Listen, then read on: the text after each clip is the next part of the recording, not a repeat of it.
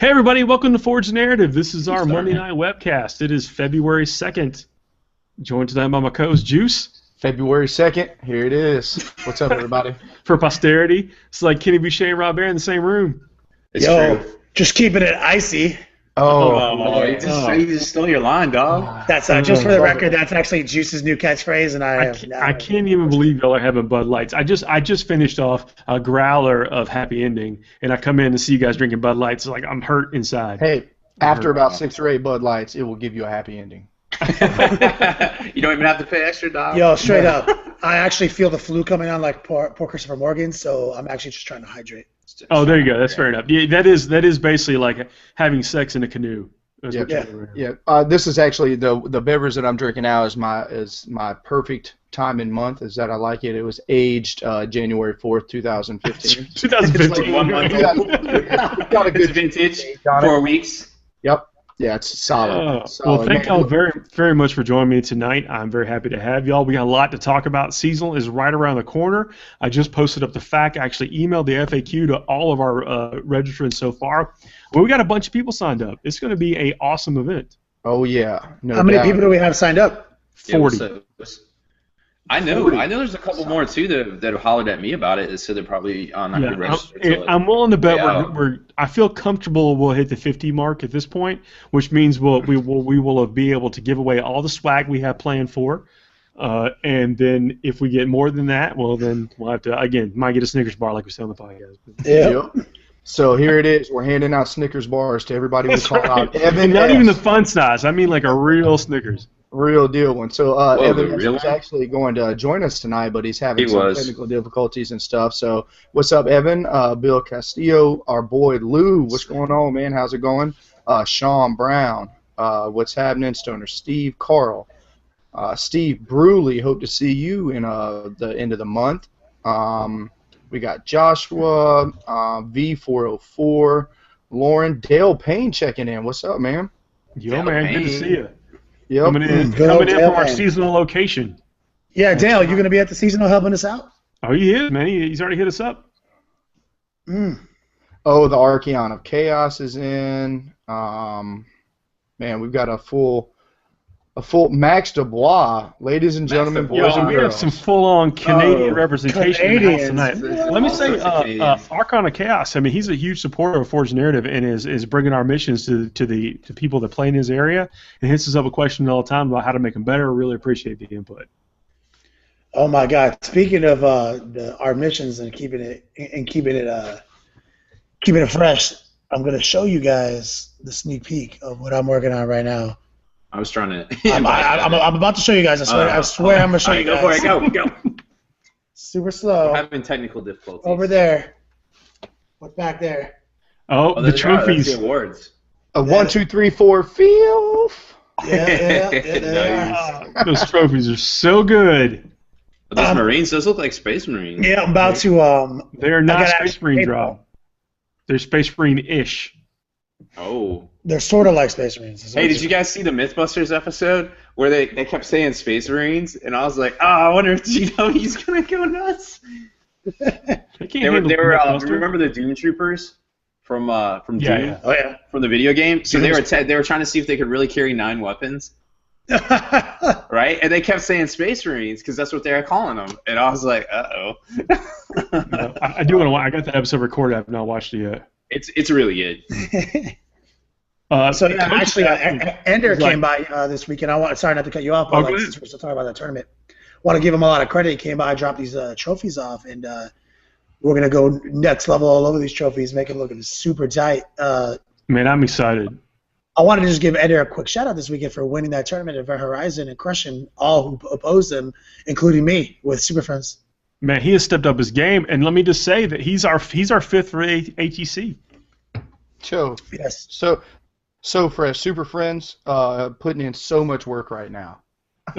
Ender's Beast. That's what I'm taking to the Adepticon seasonals too. Is basically my version of the Super Friends, and we all have slight variations based on our play style in 7th edition. That's beautiful. I love it. Yeah, we all have command squads with the Iron Priest in it though. Yeah, that is something similar to that. That is for sure. Big shout out to everybody who showed up to make that event at Event Horizons super special. Thanks for those guys for hosting everything. Let me keep on, though, Juice, for a second, because Coach is asking a very important question. He's like, he wants to know when the Forge the Narrative Social is going to be at Adepticon. Oh, that's a good point. From the time we get there to the time we leave. The real answer is every night. Now, look, we don't know the lay of the land. It's going to be a different place, so we can't just say, meet us at the Antipasta Platter and Harry Carey's and get it done. I think you got it backwards. It's Harry Carey's. No, it's not. It is always on Antipasta Platter. I saw Palmer eat 8 of those last year. It's not so good, man. I ate like 4 of them because it's like gluten-free. So it's so good. That's what I ate. So, I mean, I don't know where we're going to eat when we get there. But I don't even know what we're going to do, man. I mean, where's Portello's relative to the location? Yeah, do I need to get it delivered to the hotel? That's what I need to know right now. We need to get some hot beef and cheddars. We need some wieners. Oh, my goodness. I blew Juice's mind with that last year. I'm not even that hungry. Okay, well, I'm just going to get this hot beef and cheddar with those peppers on it. He eats like 5 of them. Yeah, no doubt. It's an experience, man. I mean, it's like for my birthday this past year, I ordered Portillo's to my house down here in Georgia. That's so crazy. Probably in Chicago. Christopher Morgan wants to know how the paint scheme is going to go on these trophies, because obviously first place trophy is going to get painted red. # Blood Angels. I'm sure Keen's going to do a good job no matter what it is. I'm actually going to do some interesting stuff. I'm definitely going to do the next level color scheme. I'm definitely going to do some classic Olympian style colors, but with some traditional, some untraditional weathering effects. Nice. I also going to do some realistic stone, but I'm trying to come up with a pretty good one for the painting award, and I'm kind of thinking of priming it just perfectly and letting the guy who wins best appearance paint his own. I'm actually pretty cool with that. Like, yeah. I mean, that's because best appearance is going to be judge's choice. We're all going to give our opinion on that, and it will be outside the scoring of the rubric. The scoring will be for points for the overall tournament score, but like best painted is going to be straight down to our votes. It's not going to have anything to do with how many colors you have on it. It's not going to have anything to do. It's going to be like, how baller does your stuff look? No matter. Yeah, is it just the tightest thing I've ever seen, or it's our opinion? It's going to be straight our opinions. Yeah, Sean Brown. Pure subjective. Sean Brown, no matter if you show up to the event or not, I'm voting for you, dog. Just so you know. Vincent says he wishes he could make it to the seasonal. Don't worry, there's going to be another seasonal coming up, but not that you should not be at every single one, but catch us on the next one. Yeah, I was also wondering, where's Choky the Dwarf at tonight? I'm sure he's sleeping. There's a white. That was me. I'm trying to invite Evan still. I've been working on this for an hour. Yeah, just so you know, I can't see you guys because Rob is doing some tech pre stuff all over the screen of the computer, just trying to get Evan in here so hard. This question says, "Yo, have you figured out a good assault unit with the Blood Angels, Angels of Fury formation yet? I'm thinking the formation is too big to play in games below 2,000 points. There's not enough points left to do the assaulting. What do you think, Carl? Terminators, 10 Terminators with Thunderhammer Storm Shields. Is the truth. No matter who you are, that's hard to fight. I mean, that's it. A lot of people are like, what should I do? You should just put 10 Terminators in there and then have faith in your 3+ save. Yo, exactly. Yes. Exactly. Not even 3+ all the time. Like, sometimes you're just going to... Oh, there he is. I'm going to mute you until you get your headphone situation straight. Yeah, Evan, get the headphones coming through your... or the sound coming through your headphones. But as we have coined the phrase a million times over again, sometimes you don't fail 2-up and 3-up saves. Yeah, you just don't. I haven't failed a 2+ save since 1996. Yep. So she's asking, what do we think of the new Harlequin bikes? Man, I think wait. Well. If you don't mind, Juice. Sorry, Paul. Yeah. One last thing about Blood Angels before I move on to Harlequin. Okay. So obviously at this tournament this weekend, I was playing some games and rolled up against a Blood Angel guy. Mike, I think is his name, and he had something I thought we couldn't do. And he had the tactical Marines. John Crusoe. Crusoe. He had gunslinging tactical sergeants. And remember, we had gotten called out on the podcast that you can't do that because you can only replace your bolt pistol and/or close combat weapon, and tactical sergeants don't have a close combat weapon. And so we had gotten called out on that, right? And so I noticed it on this guy's roster. It's like, hey man, you can't do that. He's like, yeah, you can. I was like, whatever. I know you can't do it because people told me I couldn't do it. And he opened up the Blood Angel Codex, and here's something unique. Blood Angel's Codex has their own line of text unique to them that Space Marines does not have. Space Marine Codex says bolt pistol and/or close combat weapon. The Blood Angel Codex says bolt pistol, bolter, and/or close combat weapon. Oh, nice. You would never notice it because you just assume it's the same as that one. No, absolutely, tactical Space Marine sergeants can gunsling in the Blood Angel Codex. That's awesome. Do it all day long then. So I forgot what I was saying, but I just got this. Please, Craig says my brother met Chris Goodwin a couple years ago and scored his email. He shot an email praising the new Solitaire model. Just revealed that he sculpted the Solitaire by hand. What? So I can agree with that. That's it. Oh. Yeah, for sure. But I mean, that thing looks good. If he's looks... got to cut the statue off of him, and like I said, we said have him climbing out of a ditch or whatever, so he doesn't get shot by all the. Yo, exactly. And I've got some Solitaire tech that I've been thinking on in my mind about how to make him good because I really want to play this dude. I love everything about him. It just brings me so far back. I want to make him work. Yeah, what are you thinking, man? I mean, hit us. So first off, obviously how fast he is. He does not need to be played how maybe I immediately thought of in the beginning as he's a first, second, or third turn push at it. Just think about him holding back, and then letting him break loose. Turn 4, turn 5 to take somebody's objective, take somebody's something, because at this point in time he's not that many points, so he's somebody you can hold back. I mean, he really isn't that many points. But my question is, how do you hold him back? Because he can't join other units. So if he's on the table, he's getting picked off. Yeah, and most of the time, the model's like this big. That is true. I was going to say some people have pretty good line of sight blocking pieces of terrain. So, but because of the fact he is so big, he's going to be a distraction. But needless to say, I'm going to drown him out with so much forward threat with the rest of my army that if you're looking back to Solitaire, then I'm happy because the rest of my army is going to stay alive. Yeah, and these Harlequin jet bikes, I mean, granted, we don't know if they're what slot they're going to be in. If I had to guess, they're going to be fast attack. You might be able to, if you did a whole Harlequin army, put those threats like you're talking about in people's faces. Yeah. And certainly if they're battle brothers with Eldar, if you've got like a bunch of Wraith Knights up there kicking butt, and then that dude can come in and be surgical. Like you could be he's at the right points to be surgical with. Exactly. Yeah. So where it's one of those where you're not really stressing too much, what's going on. So two things real quick. PC, that is Please Craig, is saying Solitaire in an Aegis defense line with a quad gun. Hey, yo, I'm good for a little bit. I love all quad gun shenanigans. Yep. Yeah, man, let me tell you, you can't do this anymore. By the time that I put a Helldrake I tell it better. Paul Murphy is such a dick that he figured out how to land a Helldrake behind someone who got his weapon blown off. The guy didn't even have a weapon anymore. Couldn't interact in the game anymore, and he lands and fires some dude's my opponent's quad gun and his demon prince across the table. You can't even do that with a Scarab base now because entropic strikes only for close combat. It's like, anyway, guys, Evan's in here now. Yep. I think he's got it all figured out. Oh, Evan, man, good to see you. Okay, he did not have it figured out. Good talk. Soon, very soon. Very soon. So while we're waiting. Steve Bruley's Juice, me, Josh, and Daryl can't wait to see all three of your faces at the seasonal. He is bringing some local beverages. I point this out because, Steve, I want you, if Josh and Daryl aren't on tonight, let them know Super Bowl Sunday, I broke into some of those local beverages to me. My area actually hit 3/4 of a jar, and It was a good night. Man, let me tell you, the nighttime shenanigans of the season are going to get real. It's going to get real. Let's just say that a certain watcher right now, I don't know if they want to be called out, has sent us a bottle of nice reserve. We got somebody bringing some craft beer, as in they crafted it themselves.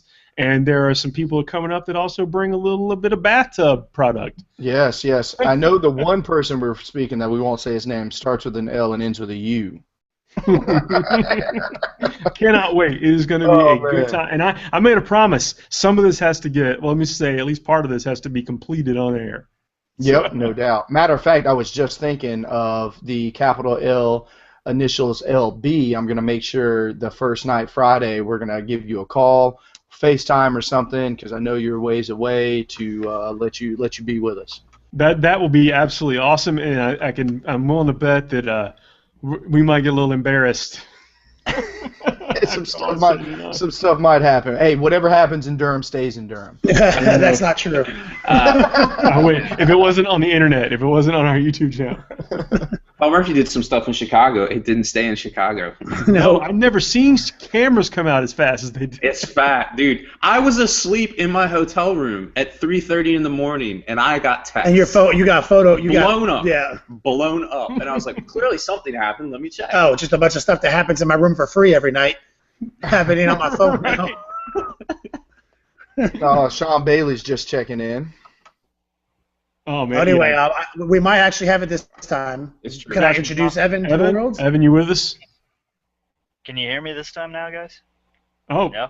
Oh, loud and clear. Loud and clear? Evan? Yeah. All right. Sweet. Dude, thanks for joining us. Yeah, thanks for having me. I saw Evan did a big post today about the Necrons. What are you thinking, dog? I think they're good. Obviously, the build that was popular before isn't. Night Size and Annihilation Barges are too expensive to spam the way they did, but yeah, there's so many good units. They're so tough. Somebody brought up a question. They wanted to know if we thought the Necrons got nerfed.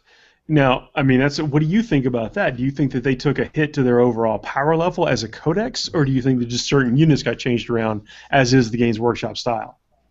I mean, they were towards the top, and I don't think they're gonna lose any ground. Like I said, they're just so tough. Like the Wraith Star, I think, is one of the nastiest builds they got. I'm gonna weigh in, and I think overall, the Codex took a hit. There's a lot of stuff that is really good about it, but if you look at some of the things that they were known for having, people have to dig deep. People have to find combos and stuff, which I love. So it's just not just another reoccurrence. Like I had to do that as a NID player. Juice. That's a good point. That's a good point. Like, so I'm not saying like they can't beat people, but they used to beat people really easy. They used to do it with a really obvious way. So like, I do believe that you probably can still do the same level of competitiveness that like Evan's saying, but I do agree with you. You have to call it a hit to their overall ability if you have to think more. If you have to think more and try harder, it's a hit. It's a hit. But is actual like thinking harder, or is it just taking different units? I mean, the Codex has 3 Lords of War in it? Yeah. Yeah, if you count the Obelisk, the Vault, and Stormlord. It's the Obelisk, the Vault, and then Stormlord, or whatever his name is. Yeah, no, I like it, and even Juice pointed out, he's like, well, you got to take 10 Necron Warriors now, but you can take 5 Immortals. 5 Immortals, and the Night Side is still and that's only it's 210.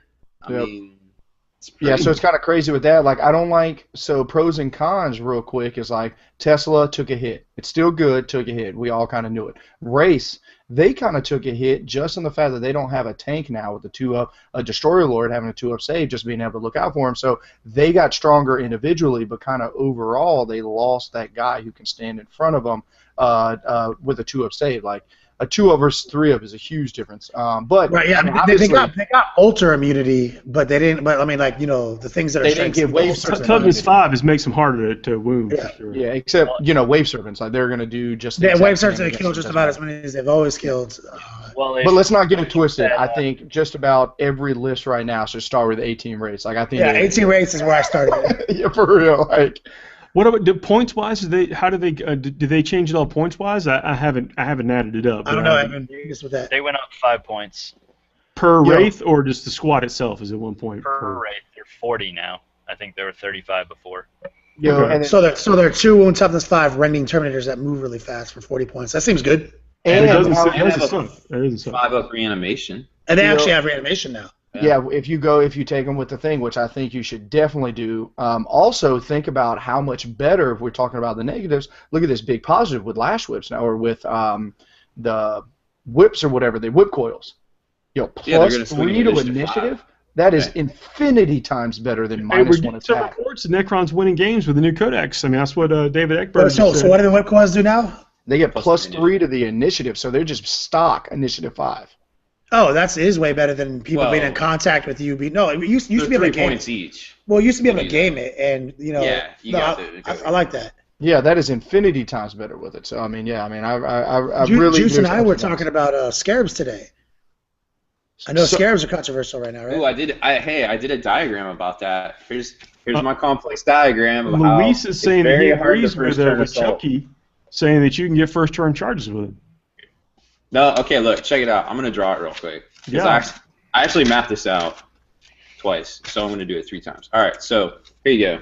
I don't know if I can. The camera's over here. The camera's not the computer screen. All right, it is not. And remember, Tech Master, ladies and gentlemen. All right. I'm looking at Paul. He's so pretty. All right, so let's not get a glare on this. All right, so you've got your line right here, right? Can't see that.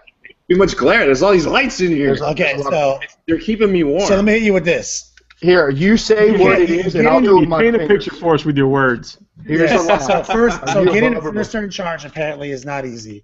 He drew algebraic equations that you can't see. The Magic 8 Ball says, "Ask again later." Yep. But to go what Ken and I were talking about is like with these scarabs, a lot of people are saying that the scarabs have gotten worse, potentially worse because they don't do as good against vehicles.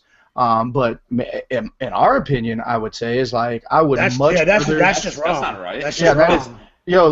Like who cares about pinning something? Like you, with the amount of attacks that a squad is going to have, you're just going to hold the same amount of attacks, and now if you just do 3 6s, it's gone. Like get out of here, man. Before you had to do all the 4s and 4s. Literally, you had to assault 9 hours of die rolling.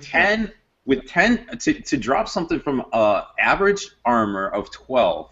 Well, actually, I did it on 10 because there was a rear armor on most stuff. You had to assault with at least 9 scarabs to rip it down. But also remember this: they were also playing that you could reduce its armor. The entropic strike would do that, but your strength still mattered. So once you got it to like the armor 6, all your strength 3 stuff was just blowing it up too. But no, what I'm saying is like the first charge. How is 10 scarabs and 5 attacks each not going to roll 3 6s? Yeah. So I have a question, Kenny. How many in the last edition, or Evan in the last edition? How many wounds could you do to a Wraith Knight with scarabs? I know the answer. 0. Yes, that is actually ding ding ding 0. Yep. So guess how many you can do now? Like, I mean, you still hurt this cat. You know, like. I would rather much be able to do something to everything in the game. You know, I mean, I don't understand how people. Yeah, scarabs, but definitely got a huge boost. But to be honest, guess what was the first thing that always died every game? The scarabs. Yeah, but you can take so many of them though. So I mean, it's difficult to get them all. Your race alive. Yeah, before they get into effect. I mean, I'm saying, but you can take it. It's so hard to kill them all. Is all I'm saying. Okay, so Josh has got a question talking about race. Do race ignore the charge through terrain penalty? Does charging out of terrain count as moving as well? Remember, race are beasts now. So yes, so the answer is yes. Oh, that's the only thing that affects beasts is dangerous terrain. You have to roll your dangerous terrain check. I don't believe that's accurate. But you still take the initiative penalty, so you strike at I1. I believe beasts ignore all penalties except for initiative. They automatically pass dangerous terrain checks. But bikes don't. That's why white scars are better because they always pass. Yes. I feel like I play a lot of. I feel like a lot of demon players don't take dangerous terrain tests with their corn dogs, and that cyber wolves don't take dangerous terrain tests. They definitely should. They're super good. Rob Bear's gonna look it up, but I'm pretty. Man, so are so nice. Coach wants to know what do we think about the new reanimation protocol? Evan, you got any thoughts on that? It's super good, and the fact that you can add all those stacks on it, like the Decurion gives a +1, I think, and then you put a. I'm sorry, did you say Decurion? Yeah. No, it's actually Gold Star. Yeah, Decurion. Yeah. And even the Gold Star. Nobody on this show plays D&D, so well, they don't have to pronounce anything. Dodecadahedron is right. Is that if we're talking about Necrons, that's what it is. Keep going. I'm sorry. Sorry, go ahead. I just want to clarify. It's super good though, because I mean, it's really easy to get that to a 4+, and then you're just ignoring half of the wounds that come in. And more. Yeah, you're ignoring half of the wounds you failed, which you're only receiving 30% of the wounds done I mean, it's like OG Feel No Pain, like the old Blood Angels used to have, where like bolters and stuff just could not hurt you. But even this is better than Feel No Pain, right? Because this is all day against everything, right? Yeah, it gets a -1 to if it's a instant death wound, but you can get it to a 3+ technically. You still only pass on a 4, but you get 1 boost from taking the Decker on, and then 1 boost from a Cryptek, and your unit's passing on. So you're saying you can have +2 to it. So even though you only pass on a 4, if somebody minused you out to a 5, you wouldn't be a 5. It would still be because you have the +2s fighting it. You could even get another +1 from the Diviner guy. That's like some fantasy stuff right there. Yeah, one plus reroll. Orcan is key, like to a Wraith Star. You put him in there. He also allows his unit to reroll 1s on their armor, any saves. Normal armor. Is he a fast unit too? No. No. So you'll have to daisy chain him with the Wraiths, but it allows you to have a 3-up invul rerolling 1s. You'll only take 11%. It's really good. I mean, definitely every game you don't go first on, it's one of the best things possible. Yeah, but, super. You can abandon him once you need to, but like definitely what a great defense. Yeah, and then they have the 15-point relic that makes them invis for a turn, just auto. Oh wow! Yo, not having to roll dice for that seems good. Yeah. I got sidetracked though. We're talking about the new stuff, whatever. But let me tell you how awesome Cyberwolves are. I've been doing some playtest games. I put a picture up this past weekend. They're just like the miracle animal. They are. They're the unicorn of the 45th millennium. It's like charging across the field. You hit it nail in the head with 8 unicorns. Yep. Dude, man, seriously, like they have 4 attacks each, and you have that preferred enemy going off. Additionally, people don't realize how resilient they are. They have a 4+ armor save, a Feel No Pain. That's a 4-up to a 5-up. That's all of a sudden like 3-up save math. And so all of a sudden, you're using them as a blade of armor, and they're not dying. Yeah, they're not dying. Oh, I had 2 absorb an entire wave servant's worth of shooting. Mm-hmm. All the time, man. All the time. That just happened. Yep. I love it. Tore a lynx out of the air. Oh yeah. Dale Payne says that he is down to weather all the fire with us. Just let him know what to do. That's awesome, man. Thank you so much for helping out. I cannot wait to get up there. You guys have been, guys at Atomic Empire have been so nice. Let me just plug our sponsors, too. Like, anybody watching this, like the folks that have agreed to sponsor this event have been super generous. We got, in no particular order, we got Table War with getting some Fat Mat action going on. We got Power Play with some lighting kits, and we're going to have some neat terrain on the tables to look at. We've got Blood and Skulls Industries. We're going to be with some upgrade kits. I'm forgetting some, and we got Incognito Studios designing some props. We're going to have a really nice, Rob. I don't know if you know, but the lightning claw that you featured on your blog recently, Spiky Bits, I know is going to be one of the prizes for the event. Oh wow, that's pretty cool. I'm going to win that lightning claw. You're not going to win the lightning claw. Yeah, that's actually the spoiler alert that we were talking about before. If you don't like this prize, you need, first off, we are taking your 40K stuff. And we're giving you dust. That's right. Fantasy. Oh, I thought we were just going to give them dust. You're giving them the game? That's nice. Secret Weapon Minis is another sponsor coming in with some nice support. It is going to be a good event. Going to have tons of prizes for people to be winning, and it's going to be fun. Sorry, it's evident you're going to play your Tyranids or you're going to play Necrons now? I'm still bringing the Tyranids. I got my Demicaron I'm working on right now. Oh, I like it. We got an interesting question for Tyranids with the living bomb rule. So we were actually been talking about that because we thought, like, man, we're gonna have to update the FAQ, but it turns out like all the rules are just there in the book. It does it all for us, so we don't actually have to do anything. Yeah, we were panicking for like 4 hours today, and then Juice picked up the phone and. I mean, that's just one of the things. It's like we're putting in the effort. It's like all the stuff. If we get asked a question, we do all the research. We break out all the holy text, look at everything within context, and then have to weigh it against the context of the event to decide what we want to do. And that's how we determine some of these rulings. Yep, it takes me a little longer sometimes to dissect the rules because I read so bad I actually close my eyes and just read Grail.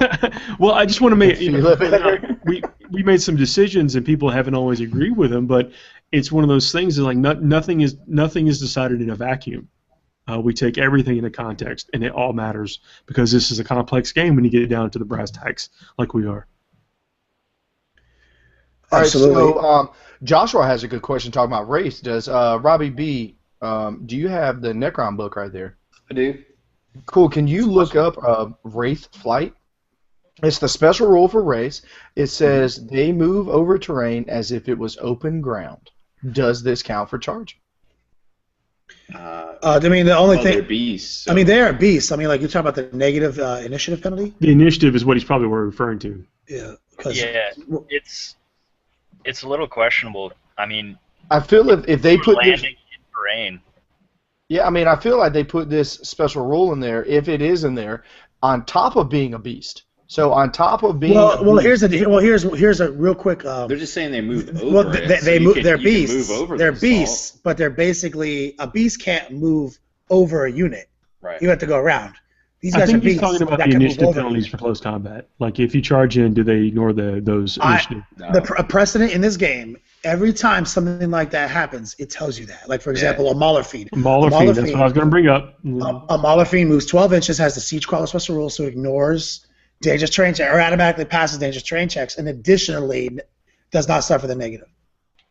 Like, it says it in its rules. This says it's a beast, which does not say that, and it gives you the Wraith Flight, which basically is saying you're a jetpack beast. Yeah, I feel like everything in this book is very specific, because even for the Catacomb Command Barge, it even for the Quantum Shielding, it even specifies that if the shielding goes down, the rest of the weapons for that volley or the next initiative order, if it's an assault, are now taken at armor 11.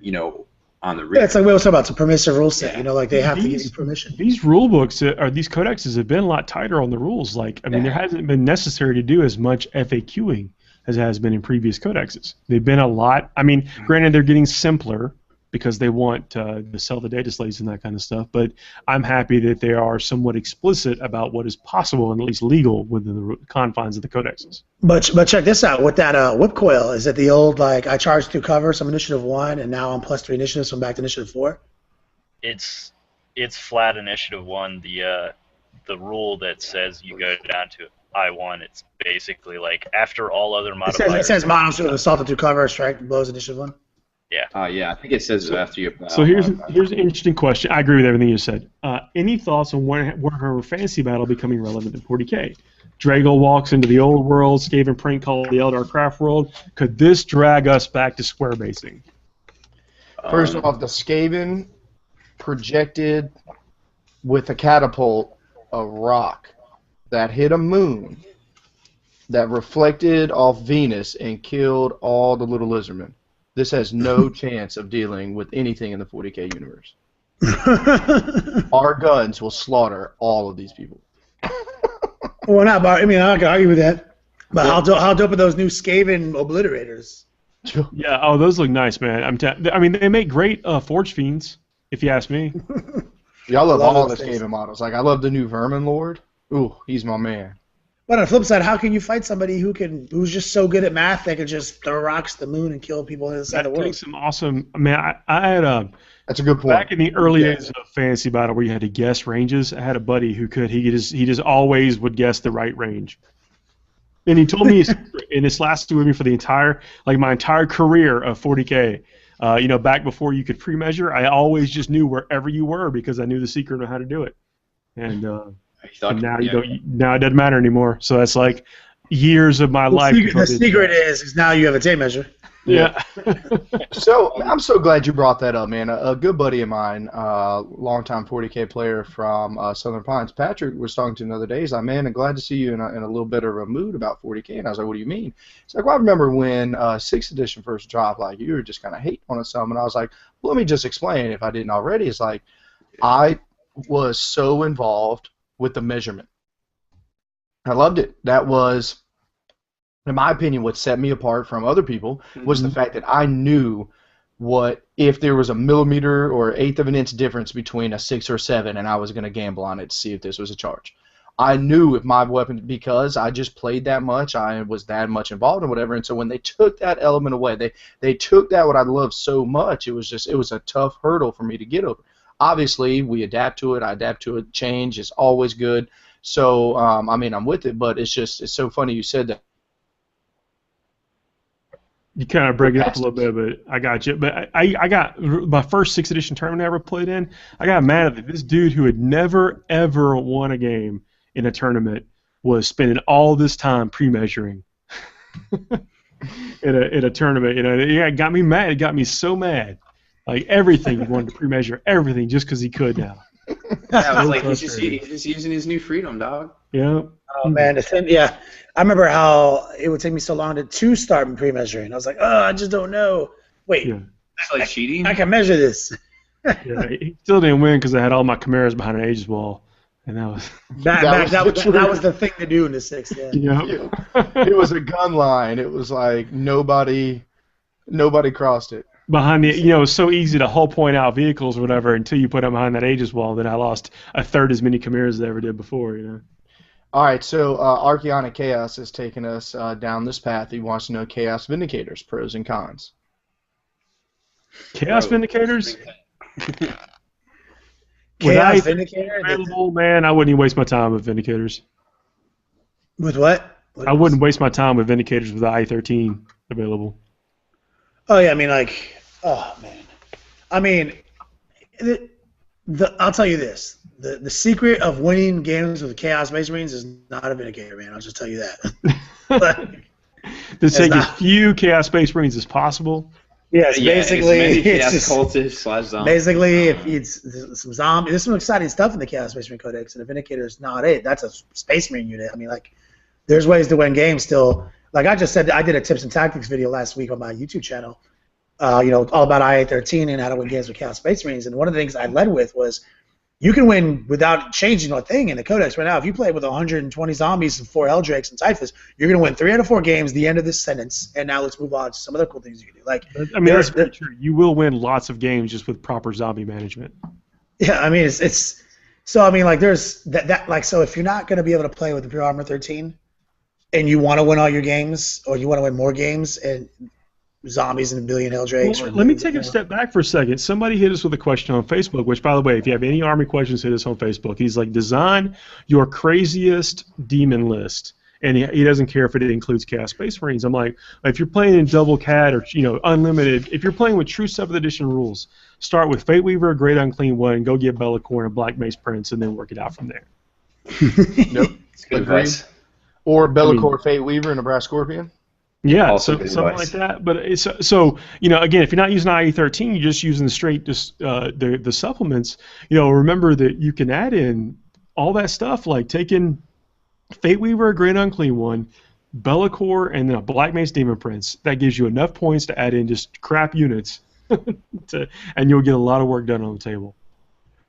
Yeah, it kind of saddens me a little bit that you got to take like zombies and stuff for like chaos, because that's not chaos to me, Like chaos is like Space Marines. Used to be one of the backbones of Chaos. Oh yeah. Marines. Well, of the word bearers, but now it's like you can't find something. Wasn't better it also it was Alpha Legion had a bunch of Alpha Legion robot. Yep. No, I'm okay with it. We all know it. Veteran of the Long War should have just been, and they should have no fear. Yeah. Oh yeah, for sure. It should. It would have been fine. Yeah. You have that one for free, GW. Fix that. Yeah. It should have been some version of it. Like it didn't have to be like you whatever. It didn't have to be stubborn, universally stubborn. I'm cool with like you could have retreated and then I don't know, whatever. It could have made it slightly different but still playable. But so has anybody started to make any Necron builds at all? You talking about us? Well, I mean, I guess Evan, hit us with what you got. Well, I mean, your basic Wraith Star using the Decaron is going to be the pretty much minimum troops. So, I mean, what is it? Is it 18 Wraiths or 1 Wraith or 1 unit of Wraiths? What is it? Just 1 unit of Wraiths, but you got the Royal Court in there with Oberon, Zandrek, Oracan, and another Cryptek.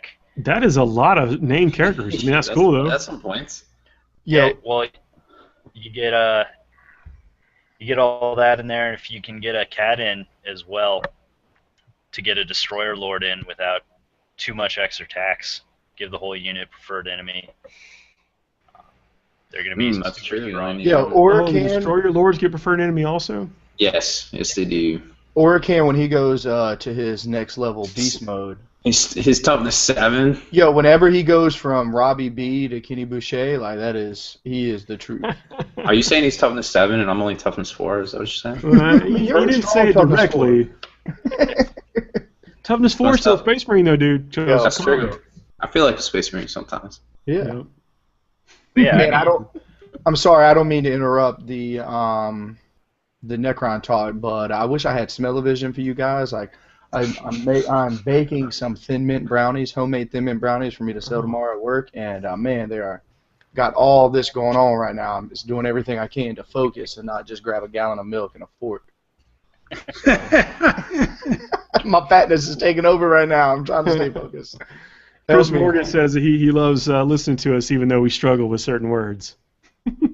Well, dodecahedron. So did President Bush, and he was the president. We know the maths. We know how to win the games of Warhams, and you don't need talk. I talk with the dice.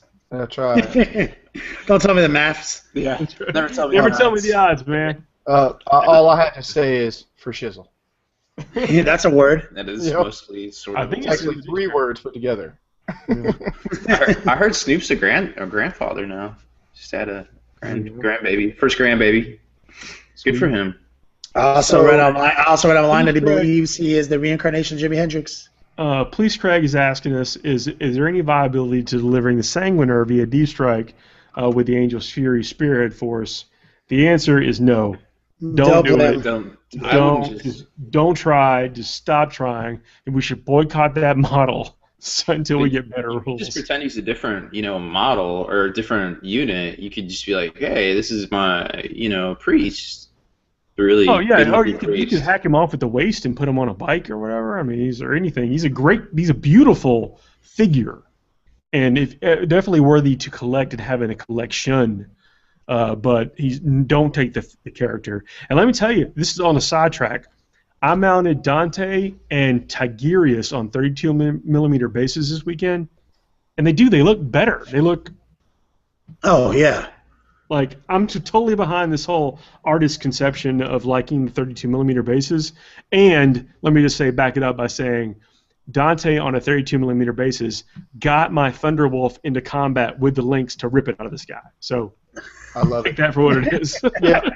Let me just tell you, man. Any model. So I'm totally behind the artistic approach of ripping links out of the sky. Yeah, artistic. Those 32mm bases, are absolutely ridiculous. I played against some Blood Angels, and exactly the same thing. I'm looking at these 5 guys, and they're dropping down, and I think it was a mental block in my head for a little bit of whatever damage they were doing to me. I felt magnified because they were on the girth of their bases.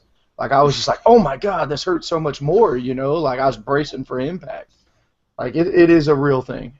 It is, man. That extra whatever it is, a quarter of an inch. 7 millimeters. Whatever that equates to actual, American inches. We're the real man. I'm just saying that it got a Strength 10 Thunderwolf into combat that would not have been in combat. Yo, our boy VA wants to know, what do you guys think about the Legacies of Ruin in the back of the Imperial Armor 13? Yeah, those are good. Rob loves them. Dude, that's all he talked about. The one that lets you re-roll Demonology, Maleficent Powers. Rob talked about those Legacies of Glory for like 3 weeks before we even listened to what he had to say. Yep. That's pretty much everything. But they're good. They're good. I mean, we should have been listening. Like what EJ's all over for the seasonal is he's running a couple of Imperial Armor 13 Wyverns in his demons. Just 2, pretty good. But he has puts that legacy on one of them, the one that I was just talking about, where one for every hull point. You get 1 reroll every second phase for every hull point when you're rolling up a Maleficent power, Demonology power, and as long as the unit's within 6 inches. And he's just like, yeah, I just put it on the Wyvern in the back. and I keep my horse next to it, and it's like now I can summon 10 guys on 5 dice, you know, because I get to do 3 rerolls every turn. I'm like, what? Get out of here with that. Well played. That is the way to get the spell familiar for demons. Yes. Yeah. It's kind of weird way around. There's a +1 invulnerable save one too. That's pretty good if you put it on a big tank. Yeah, just run it up for corn demons, right? Yeah, but still. Hey, we know somebody would like that. Yeah, we talked about that on the show. Yep. So Paul, did we get any 30K lists? Any 30K lists coming to the seasonal? No. Might have lost Paul for a second. Oh no, Paul's gone. He's here. Juice is Paul now. He looks so stoic sitting there. Hey everybody, welcome to Forge the Narrative. I'm your host tonight. I got my co-host, Juice, aka Evan S. Hey, is it cooking with juice? No, exactly. Cooking with juice. I'm actually Evan S. aka Juice is cooking brownies, and I'm smelling them right now. So let's why don't you shout these people out for us? Yo, here we go. Actually, Stoner Steve, if I'm not mistaken, there's a really good question that I wanted to hit on. That's what's up. Now, of course, I can't find it. I can't even see that far away. Sorry. Actually, so Michael is hitting us up, talking about he's currently assembling 2 Necron battalion boxes, all on 32mm bases, and an Overlord on the 42mm base. Oh, so they all came with 32 mils? Yep. Nice. Yeah, that's putting work in on a 4-up armor save warrior. So now there is, Robbie B, some like your first comment was when I'm like, man, it's kind of a negative that you got to take 10 warriors, but your first response was, yo, dog. But that is some pain if they decide to come out, you know, all 10 strong, and now they have a bigger footprint. Yep, they sure do. I also noticed, I can't remember if it was last time, but I don't think the sights were supersonic, were they? Do you remember, Evan? No, they didn't used to be. They are now. What does supersonic mean? It can flat out extra 18, so 36. Yeah. I don't know why you would, because I don't think you can disembark after you flat out, right? Yeah, you have to disembark in the movement phase. And you can't even flat out after somebody gets out of your That's what I thought. Like, if you get out, you can't, so I don't even know. And you can't score anything while you're zooming, so just, it's not entirely... It kind of puzzles me. Like, was it a cut and paste thing? It's kind of unclear. This is it right here. Stoner Steve wants to know, talking about the IA-13, the Hell Talons, the Hell Talon bomber. He says that the weapon doesn't have the bomb type. He said he's been looking for it all week, and he thought it was a bomb type. But how did these weapons actually fire? I think it's like a barrage. Let me go grab it real quick. I remember looking this up too. Yep. While you're doing that, I'm gonna keep going down this line here. Lewis wants to know, is like, if you look at the data sheet picks, most of the units are on 32 millimeters, except flayed ones for some reason. Like, that is kind of strange. They're on 25s. Yep. They just haven't painted new flayed ones for the studio army. I think you hit it on the head right there. Wait, what'd I miss? We're talking about how flayed ones are still on little bases. How my brownies are smelling delicious. Oh, first of all, let's talk about flayed ones for a minute. They're actually pretty good, I think. 65 points. Yeah, 65 points. What else did you notice about them? I mean, shred and 5 attacks each on the charge. Like, they're gonna do. So they're just straight close combat guys now that actually gave them real skills, like 5 attacks with that reroll wounds. Yeah. What is the model count in the unit? Can you get over 10? 5 to 20. Ooh. Yo, Green Tide, beware. Man, that's a lot of attacks. And they can infiltrate and deep strike too. Yeah. They can come out of nowhere. What kind of saves do they have? 4-up. Just 4-up. And reanimation? Yeah. So. I'm actually kind of interested in that. That's not too bad. Yeah, you get enough of them in somebody's face, it's going to be a bad time. You hear that, Paul? I'm back. Flayed ones have 5 attacks in the charge with shred. Is it who's that has? The flayed ones. Oh yeah, that's nice. I mean, they're finally making them worth it, right? Yeah, that's not bad at all. I feel like if like 15 of these dudes come in strong, anything. Yeah. Well, Thomas Bird turned me on to Mandrakes. I was like, Mandrakes suck. And then I was like, and he played against me, and I was like, Mandrakes are really good. Dang it! And these are like basically Mandrakes, but just purely close combat. So I feel really good about them. Yo, Lou is putting a good good thing together for us here. It's like flayed ones equal scouts, 25 millimeters. Makes sense? That's true. Sure. Lou is I was actually about to say that even the point cost made sense. Man, that's a really good point cost on those flayed ones. I don't even know how to process that information. Yeah, all the Necron combat units got a lot better. It's like, man, the Praetorian. I don't even know how to process it. Like, seriously, you can infiltrate these? Yeah. Mm-hmm. And they deep strike. And Stormlord lets them re-roll their scatter for deep strike. That's a really. I mean, I'm gonna take 15 of them for sure. Stormlord is actually. I mean, he's comparable to the way he was last time. I think you can only do it with lightning once, though. Yeah. How's his lightning work? Evan, you got the answer to that? I'm pulling it up right now. I don't think it was once, but I could be wrong. If it's just once, that is definitely a little bit different. No, that's not. He is not nowhere near as good. Yeah, I know it's super limited.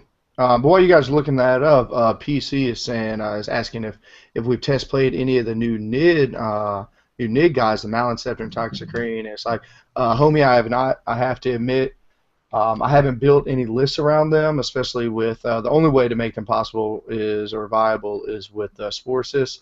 But I just haven't. I just feel like it's not my cup of tea, and I can't say anything nice about them. So they said if you can't say anything nice, don't say anything at all. But somebody who I can talk about is the Damasheron. This dude is a beast, and I didn't realize how big he was.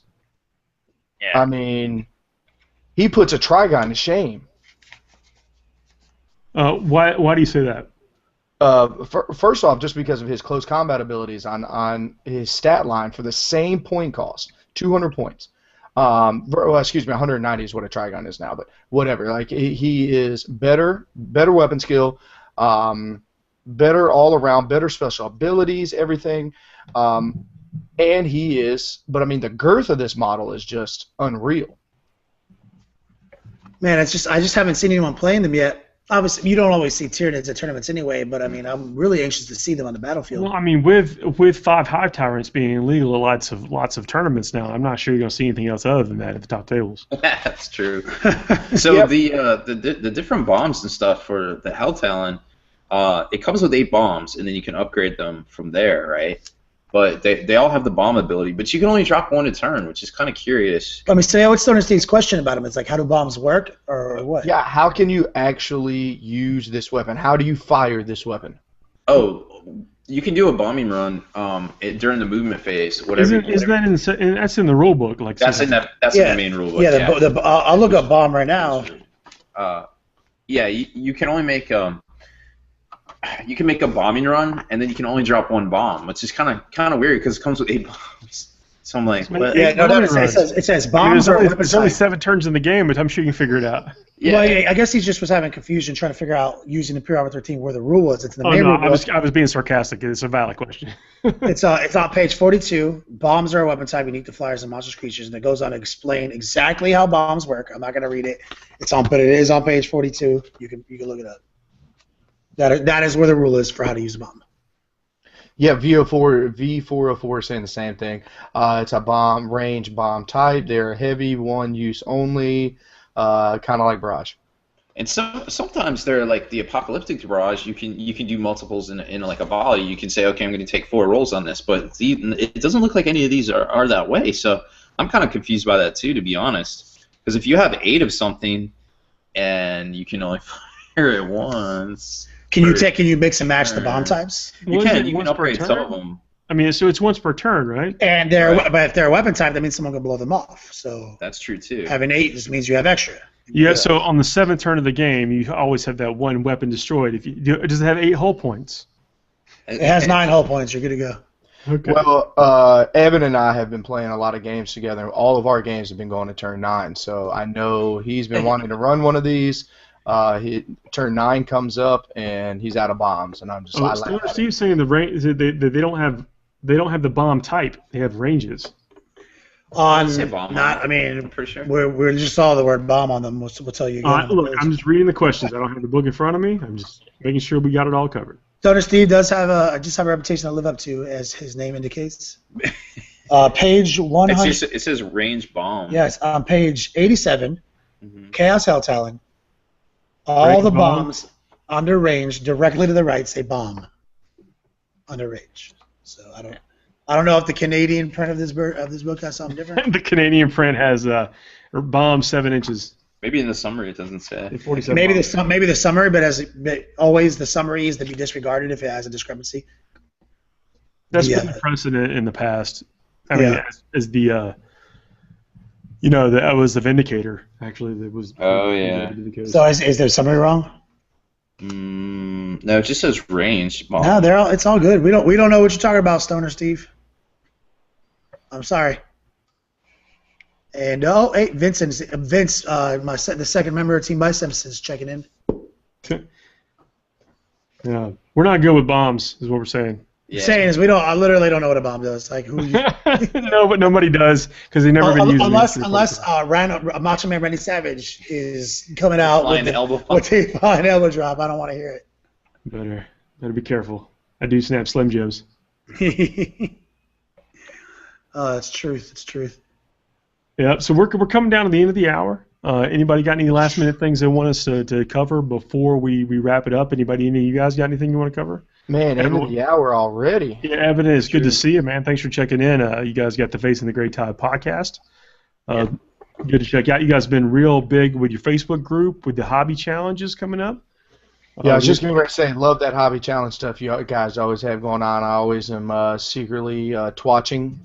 I think that's the appropriate terminology. That's for someone who has a Twitter. Yes. That's what I was talking about. Yep, that too. Yeah, we've got some a lot of great participation from people. So that's always cool. People posting some really cool models that they're. It's nice seeing people check in on that. Like, it's people I would not necessarily expect to be an actual contributing member of the hobby have been on there. Really participating. Like no sarcasm, nothing involved. Just like really being troopers. And so, if anybody's interested in joining that group, I think it's an open group, right? Yeah, it's an open group. Just FTGT Hobby Challenge. Search that up. I just finished up my January guy. Nice. 30 Tau. 30 Tau? You painted 30 Tau in a month? No. Dirty Tau. Just one Riptide. Oh. I was like, damn. Hey, back on another subject, Max Dubois said he's going to bring his French version of the rulebooks to Adepticon. We could all hash it out. Max Dubois, what you Max silly doesn't Canadian. know is that one of us four can actually read French. Yeah, he is impossibly French, though. It's He's the only French I've ever met that really likes drinking Busch Light with me. Nice. When I mean the only one I've met, he's the only one I've ever met. Ever. Yeah. So guys, seasonal's coming up. If you are interested in coming to the seasonal, please register. If you're on the fence, hit us with some questions. Let us know why you're on the fence, because we'd love to see you there. It's gonna be an awesome time. Again, we got great sponsors, got great people. You're gonna hang out with us. We're gonna tear it down. Last question real quick. Please, Craig's asking what do you think about adding Combi Plasma to the Scout Bolter Squad. That's actually not a bad idea. The points get super tight at 1850 though. That's the problem. But yeah, Combi Plas is not a bad choice at all. Even Combi Grab, not too bad because you can start in decent range with the Infiltrate.